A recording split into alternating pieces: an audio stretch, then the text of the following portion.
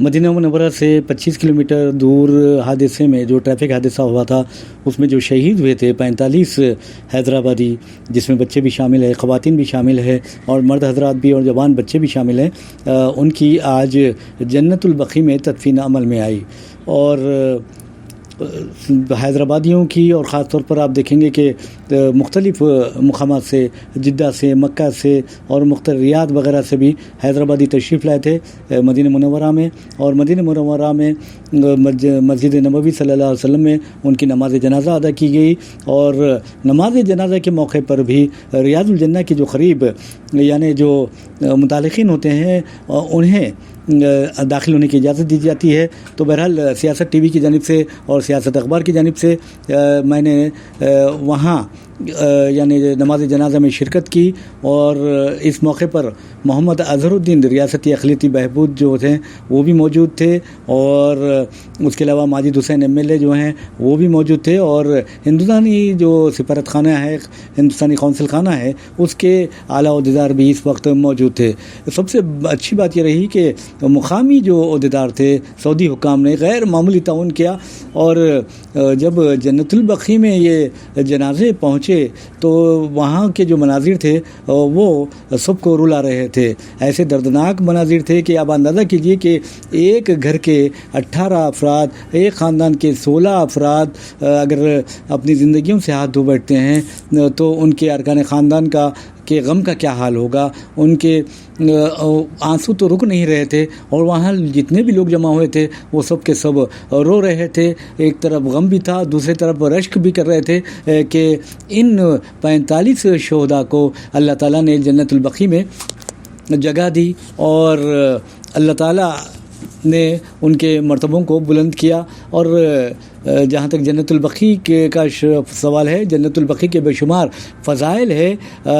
جو مدینے میں فوت ہوا، نبی صلی اللہ علیہ وآلہ وسلم اس خوش نصیب کی شفاعت فرمائیں گے۔ یہ اللہ تعالیٰ کا خصوصی کرم ہے، یہ نبی صلی اللہ علیہ وسلم کا خصوصی کرم ہے۔ تو بہرحال نبی کریم صلی اللہ علیہ وسلم اکثر جنت البقیع تشریف لے جاتے اور بقیع والوں پر سلام اور مغفرت کی سلام بھیجتے اور مغفرت کی دعا فرماتے۔ تو بہرحال آج جس انداز میں وہاں لوگ جمع ہوئے، اور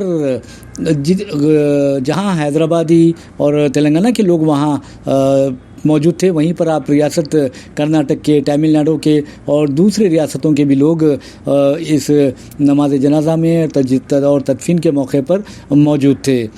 اور ایک اہم بات یہ رہی کہ وہاں جو مقامی لوگ ہیں، سعودی کے جو لوگ ہیں، سعودی شہری ہیں، ان لوگوں کی کثیر تعداد نے بھی اس موقع پر یعنی تدفین میں شرکت کی اور ثواب حاصل کیا، کیونکہ یہاں پر تجہیز و تکفین میں یا پھر آپ دیکھیں گے کہ نماز جنازہ میں شرکت کرنا بہت بڑا یعنی ایک ثواب کا کام سمجھا جاتا ہے۔ اور پیارے نبی صلی اللہ علیہ وآلہ وسلم نے بھی نماز جنازہ میں شرکت کی اور تدفین میں شرکت کی بہت ہی فضیلت بتائی ہے، جس کی وجہ سے سعودی جو شہری ہے بہت اہتمام سے اس میں شرکت کرتے ہیں۔ تو یہاں کے عہدیداروں کا بھی بہت ہی غیر معمولی کردار رہا ہے، بہت ہی پیارے اخلاق سے، مدینے کے اخلاق تو بہت ہی مشہور ہیں۔ تو بہرحال یہ پیارے نبی کا شہر ہے، اور پیارے نبی صلی اللہ علیہ وسلم کے شہر میں آنسوؤں کے ساتھ ان شہداء کو دفن کیا گیا، انہیں ودا کیا گیا۔ ایک طرف لوگ غم کر رہے تھے، دوسری طرف رشک بھی کر رہے تھے، اور کہہ رہے تھے کہ اللہ تعالیٰ نے ان خوش نصیبوں کو جنت البقیع میں جگہ دی ہے، اور یہ میں سمجھتا ہوں کہ سب سے بڑا انسان کے لیے یعنی دینی اعزاز ہو گیا ہے کہ وہ جنت البقیع میں دفن ہوئے ہیں۔ 45 قبریں آپ دیکھیں گے کہ لوگ رو رہے تھے، ہر کسی کی آنکھوں میں آنسو تھے وہاں پر۔